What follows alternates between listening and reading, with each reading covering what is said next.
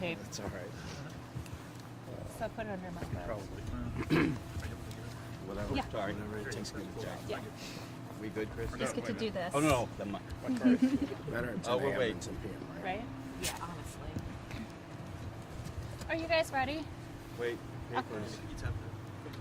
Hello, hello, hello. Yeah, I'm going to call you back in like 5 minutes. Not even 5 minutes. Okay, just park at 3rd and Star. Or 3rd and Denison, whichever. Yeah, 3rd and Denison. All right. You good? Getting there. Okay. President Steele. Oh. Oh, well. Are we waiting for him? No. Okay. I'm ready. Are you ready? All Sarge, right. can you tell us what happened? Yeah, so obviously, just like any other officer-involved shooting, this is preliminary investigation. Preliminary information. Things are fluid, they can change, but as of right now, I want to discuss the things that I can confirm that happened. So earlier this morning, one of our SWAT teams was working a dangerous individual who was wanted for a serious crime, and SWAT was given information that this gentleman was in this particular area. When SWAT arrived, they did make contact with the suspect in question that they were looking for, confirming the identity of, in fact, that suspect being the person that they were watching. At some point during the interaction with SWAT officers, I can confirm that an officer did discharge their firearm, striking the suspect. The suspect was transported to a local hospital. That suspect is currently in stable condition.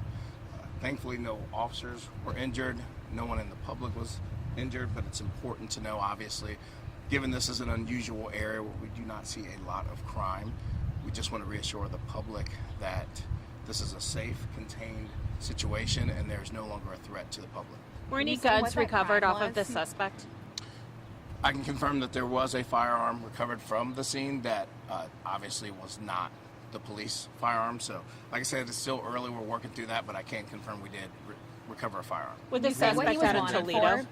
So we're not going to get into the specifics of what he was wanted for and where he came from. I can just say at this moment it was a very serious crime that he was wanted for, and this was something that we had to take very serious in terms of the suspect's actions and what we believe he may have done to the point where we are following him to apprehend Did him.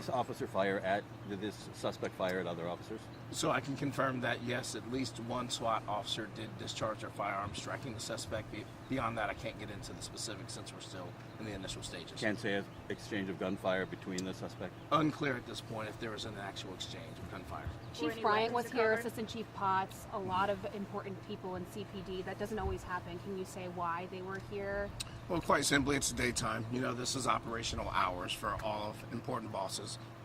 Not that any other officer involved shooting, whether it's 2 in the afternoon or 2 in the morning, is not important. Just the simple fact that it happened during business hours in the middle of the week is highly unusual. So they wanted to come and make sure that the officers were okay and everybody involved was okay. Do we know what the suspect was doing in this area? We don't know that, and that is one of the things that investigators are actively trying to determine right now, because we don't believe there's any reason for him to be in this specific area in terms of knowing someone or trying to engage in any additional criminal activity. Was the suspect pulled over in a car? We saw a car that was being looked at. Was he in a home? Where was he? There was a vehicle involved, and this interaction, I can say, happened outside. Beyond that, we can't get into the specifics just yet until we continue the investigation. You said at least one SWAT officer fired. Do you know how many at this point in time? At this point, we believe it was only one SWAT officer that discharged a firearm, but again, it's early, and until BCI gets here to go a little bit deeper, we can't get too further into the investigation. So you're saying he's unstable, so you believe these are not life-threatening injuries to the Correct. suspect? We do believe that he will survive his injury. And again, we just want to reassure the public that this was an isolated incident with this suspect, and we hope to have more information by 5 p.m. tonight. Just to confirm the basics, BCI is investigating this because it's an officer-involved shooting. Correct. How long had SWAT been investigating or following this suspect? I can confirm this suspect had been looked at by Columbus Police SWAT for at least 2 days. John, I'm sorry I got here late. What were the logistics of this situation here today? Essentially, just to rehash what we already discussed, that our SWAT team was investigating a wanted felon for a serious crime that was committed. And during the course of their investigation over the last 2 days, they got word of the suspect being in this particular area.